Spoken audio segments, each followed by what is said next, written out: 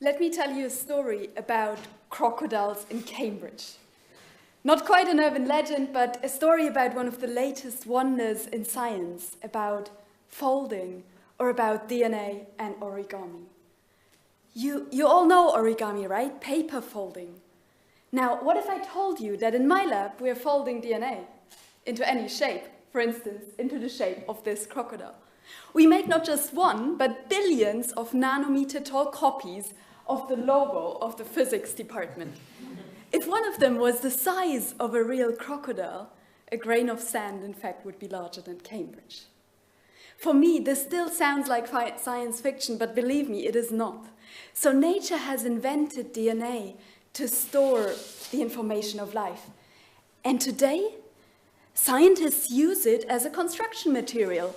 We're essentially building with the building blocks of nature. No genetics, simply architecture. So how do you fold DNA? Well, DNA is made from two strands. If they match, if the letters of the genetic alphabet match, they bind and form a rigid spiral staircase. Now imagine you have a long piece of DNA and a short piece that matches at two distant ends, say on the left and on the right. Then you can pull this long strand together in the middle and you fold it and you have something like a loop. Now imagine you have many of these short strands. You can make a crocodile or anything else.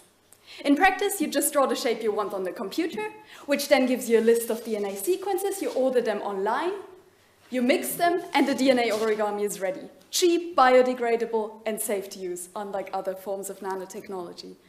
So we have this really beautiful technique to build on the nanoscale. And what we do is we make crocodiles.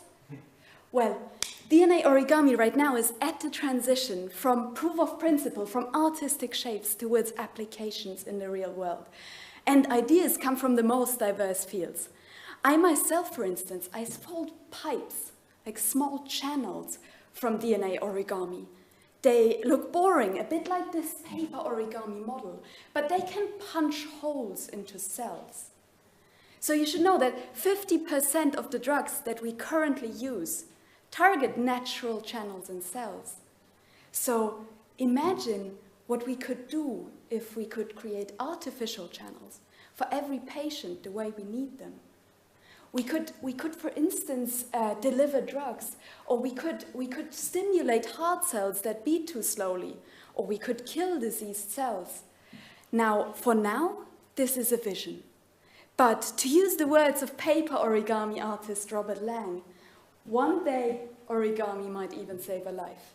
And one day, I tell you today, the same may be true for DNA origami.